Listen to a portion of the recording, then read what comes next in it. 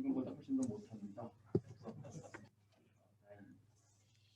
그 뉴노멀 시대의 디지털 정보 혁신이라는 주제를 가지고 저희 D4-1 세션을 시작하겠습니다. 저희는 1시간 정도 예상돼 있고요. 세 분의 아주 저명한 발표자들을 모셨습니다. 먼저 발표자부터 소개해 올리겠습니다. 먼저 첫 번째 발표를 해주실 성신여자대학교 최민영 교수님이십니다. 여러분 큰 박수로 맞으십시오. 두 번째는 저희 디지털 신분증의 미래에 대해서 발표해 주실 중앙대학교 이기혁 교수님께서 오셨습니다. 마지막으로는 제가 저희 원에서 여러 천재들하고 일을 하는데 두 사람의 천재만 오늘 모시고 왔습니다. 저희 디지털 정보본부 디지털 정보혁신 지원팀에서 일을 하고 있는 어재경 팀장 그리고 김태동 수석을 모셨습니다. 저희는 1시간 정도 할애되어 있고요. 저희가 각 발표자분께서는 15분 정도 발표해 주시면 될 것 같습니다. 좀 더 15분 지켜주시면 플로어에 오늘 참석해 계신 많은 분들이 참여할 수 있는 기회가 있을 걸로 생각이 듭니다. 그러면 제가 빨리 마쳐야 여러분 발표 시간이 확보할 수 있기 때문에 바로 발표자 모시겠습니다. 여러분 최민영 교수님을 큰 박수로 맞이 주십시오.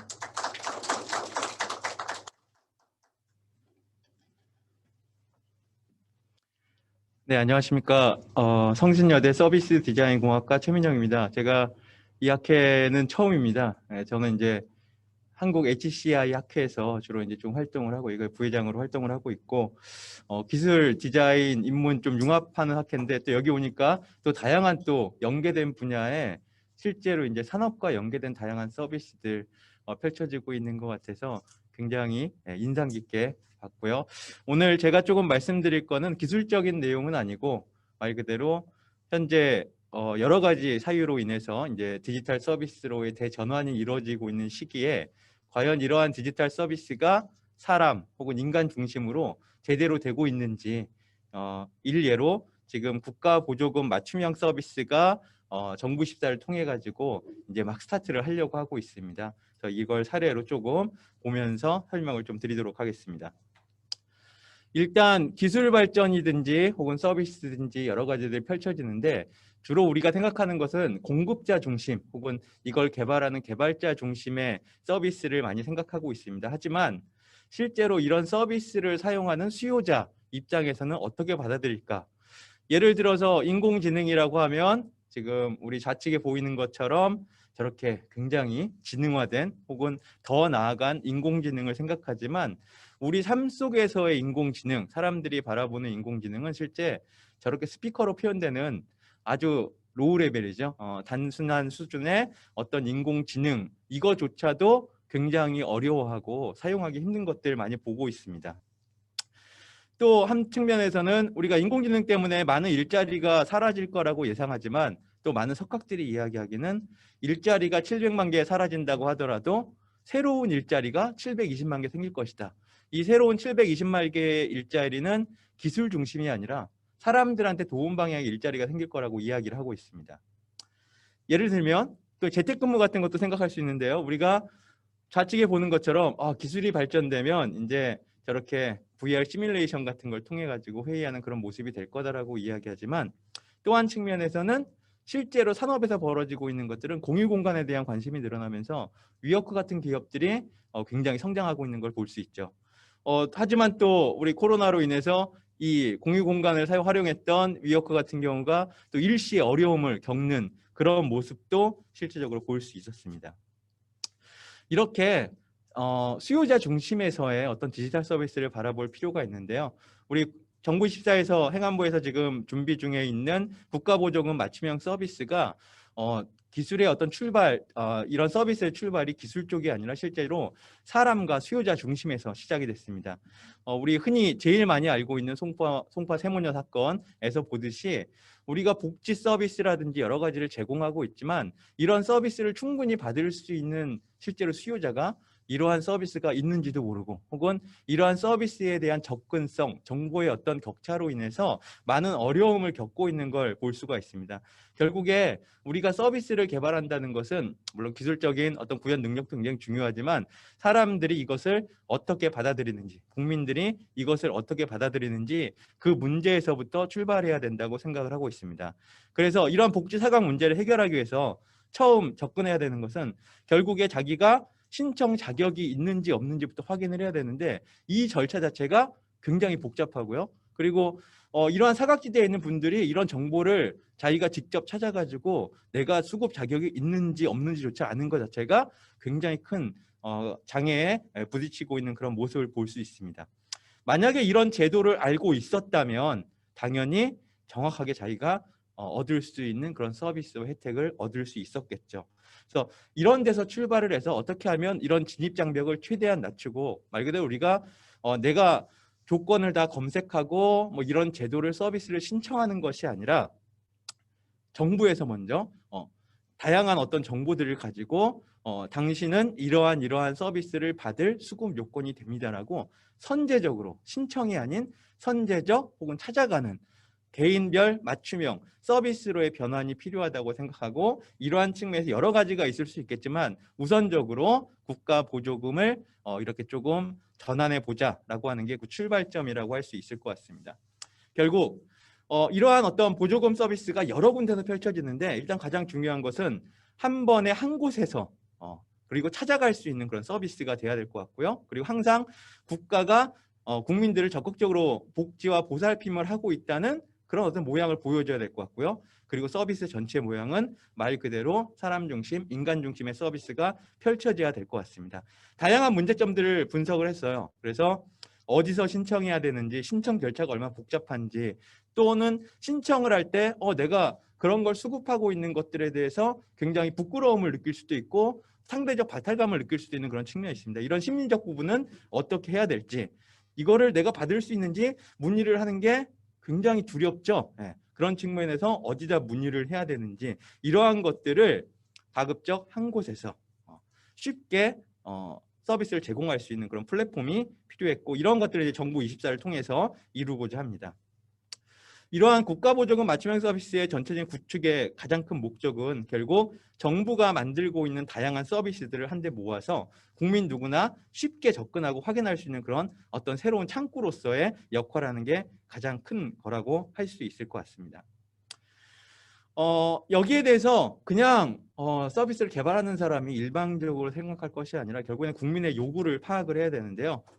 이러한 측면에서 정책이나 서비스가 만들어지기 전에 국민의 요구를 파악했죠. 서비스가 불편한 화면 이유는 무엇인지, 화면이 복잡해서인지, 아니면 처음 로그인하고 들어갈 때 뭐 인증 절차라든지 어떤 회원 가입의 어떤 절차부터 문제가 생기는 건지, 혹은 민원과 같은 경우에는 방문 목적 혹은 이러한 서비스가 만들어졌을 때 과연 사용할 의향이 있는지 이런 데에 대한 총괄적인 일단 요구에 대한 조사가 있었고 여기에 맞춰서 실제로 전체적인 사용자 경험과 디자인 혹은 개발의 방향이 정해졌습니다.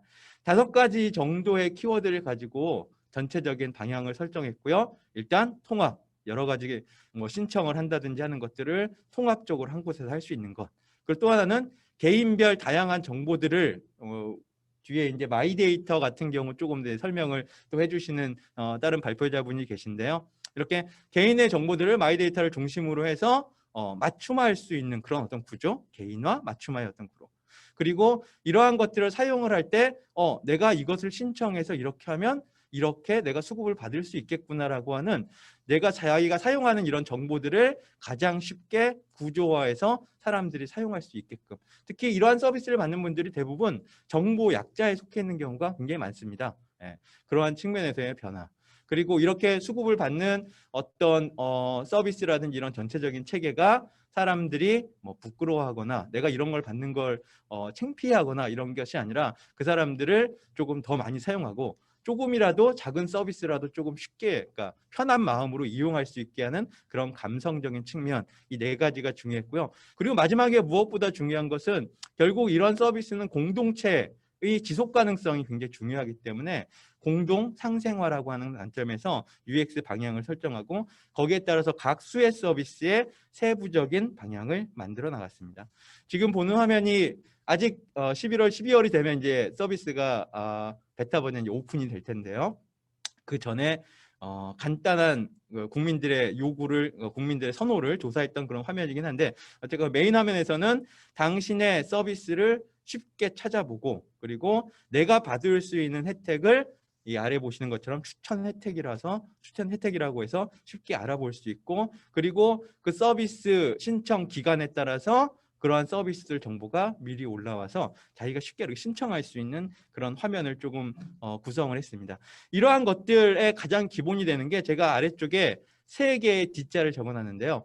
이게 아마도 사람 중심의, 인간 중심의 디지털 서비스 핵심 키워드일 것 같습니다. 일단은 첫 번째, 이 서비스를 잘 구현하기 위해서는 뭐 사용하는 방법은 쉬울지 모르겠지만 어쨌든 디지털이라고 하는 기술을 고도로 성숙화시켜야 되겠죠.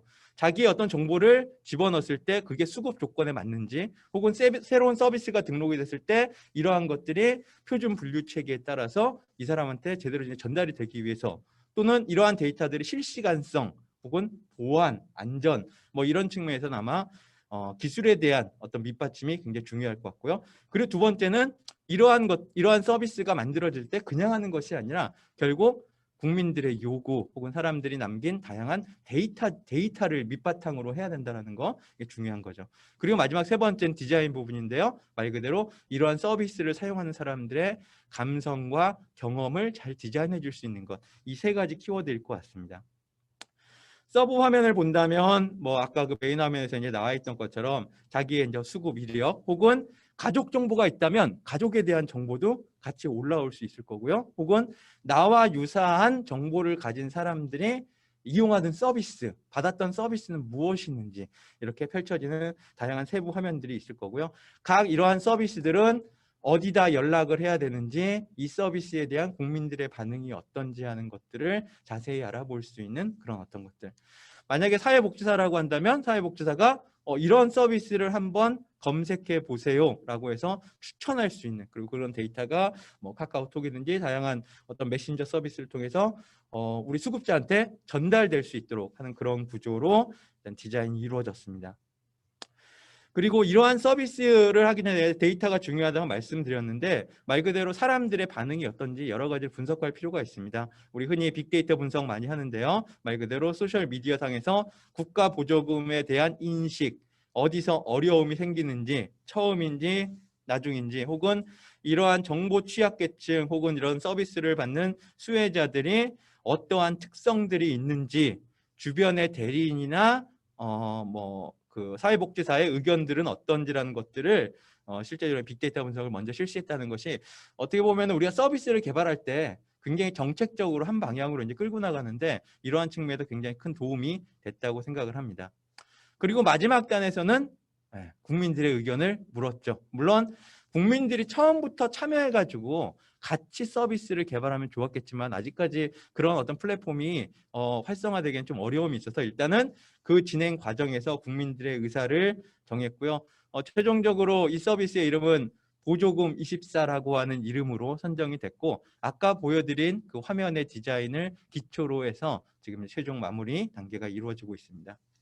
말 그대로 우리 디지털 서비스적인 어떤 측면에서 이러한 서비스도 더 개선돼야 될 거예요. 그래서 공급자 중심의 어떤 여러 가지 생각들이 있을 것 같은데요. 일단 공급자 중심에서는 이 서비스를 통해 가지고 신청주의에서 찾아가는 서비스로의 재변환이 이루어질 수 있을 것 같고요. 그리고 서비스 통합이라든지, 그리고 이러한 보조금을 받는 이 체계, 우리 국가재난지원금 통해서 한번 경험이 있을 텐데 이러한 업무 체제나 제도 개선이 아마 가속화돼서 빠르게 이루어질 수 있는 어떤 그런 밑거름이 될 것으로 생각을 하고 있습니다. 또 하나의 측면에서는 사회적 약자를 배려하는 서비스에 맞춤하라는 측면에서 굉장히 도움이 될 것 같습니다. 앞으로도 장애인, 임산부, 병자, 퇴직자, 고령자, 창업자, 1인 가구 등 다양한 계층에 어떻게 보면은 이게 주류가 될 수도 있고요. 혹은 약자라고 표현할 수 있을지 모르겠지만 이런 측면에서 국가 서비스가 어떻게 가야 되는지 어떤 그 방향성을 제시하고 있다고 생각이 들고요. 앞으로는 이러한 서비스들이 주변인, 여기 사회복지사라고 얘기되어 있는데 이러한 복지사를 비롯한 다양한 온 오프라인의 행정 서비스의 변화를 이끌 수 있는 아마 단초가 될 것으로 생각을 하고 있습니다. 데이터 서비스적인 측면에서는 이러한 서비스가 조금 더 이제 발전들을 해야 되는데요. 일단 가장 중요한 것은 제공받는 서비스와 신청할 서비스를 처음에 어떻게 사람들한테 인지시킬 것인가. 아마 서비스 이제 출발한 이후에 뭐 이용 빈도라든지 편의성, 남들이 받는 서비스를 자기가 이제 찾아간다든지 하는 그런 로그 데이터 분석을 통해서 아마 서비스 발전이 있을 것 같고요. 이런 측면에서 진짜 서비스 디자인이라든지 혹은 디지털 서비스와 관련된 다양한 학문적인 연구도 있는 게 사실입니다.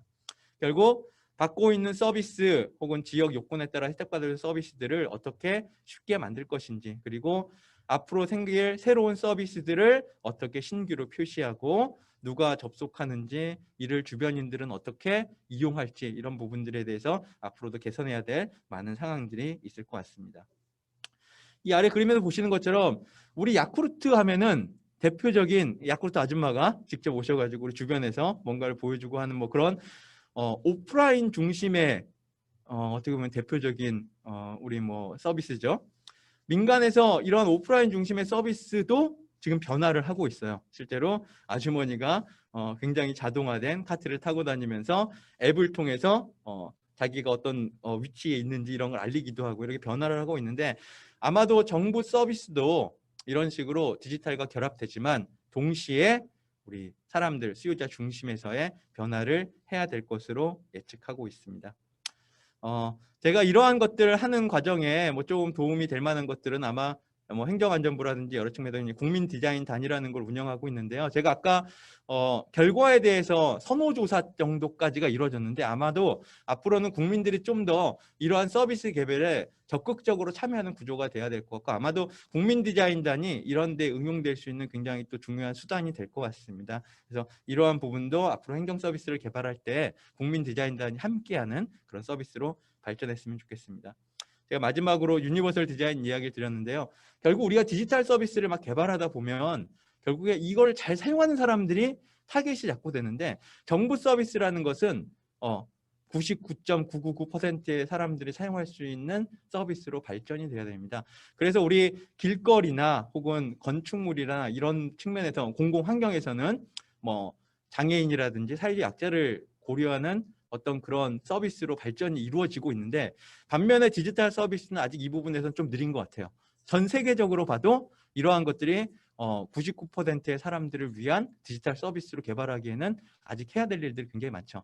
다만 우리 여기 이제 아이콘들이 조금 펼쳐지고 있는데, 마이크로소프트 같은 경우는 이렇게 유니버설 디자인을 자기의 시스템의 어떤 메인 지침으로 지금 생각을 하고 있습니다. 별도로 유니버설 디자인 디지털 부서를 이제 만들기도 하고요. 그래서 우리 정부 서비스도 이렇게 다양한 사람들, 진짜로 저희가 도움을 줘야 되는 이 서비스의 가장 주체가 되는 약자들을 배려할 수 있는 이런 서비스로 발전하기 위해서 이렇게 유니버설 디자인 관점의 서비스로도 발전하기를 기대하며 여기서 발표를 마치도록 하겠습니다. 감사합니다.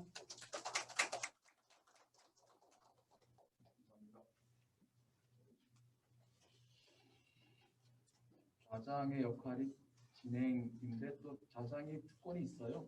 하고 싶은 말은 할 수 있다는 거죠. 시간 범위 내에서 하겠습니다. 최민정 교수님께서 말씀해 주신 게 맞춤형 서비스는 전자정보가 시작하면서 지향했던 궁극의 지향점이죠. 그 표현들은 뭐 테일러드 서비스, 또 퍼스널라이즈드 서비스, 뭐 커스터마이즈드, 다양한 형태로 표현됐지만 결국에 궁극의 지향점은 수요자가 원하는 형태로 원하는 방식으로 제공하는 것이 전자정부의 그러니까 궁극의 목적이었습니다. 이게 되려면 결국 이제 아까 말씀하신 대로 이제 국가 보조금이 맞춤이 되려면 결국 크게 보면 두 가지 전제가 돼야 되죠. 하나가 관련된 데이터나 시스템이 자유롭게 수평적으로 수직적으로 연계 통합이 돼야 되는 거고, 또 기술에 맞는 프로세스가 또 만들어져야 된다는 거죠. 거기에 덧붙여서 강조하신 말씀이 결국엔 이 디지털 서비스로부터 누구도 left behind,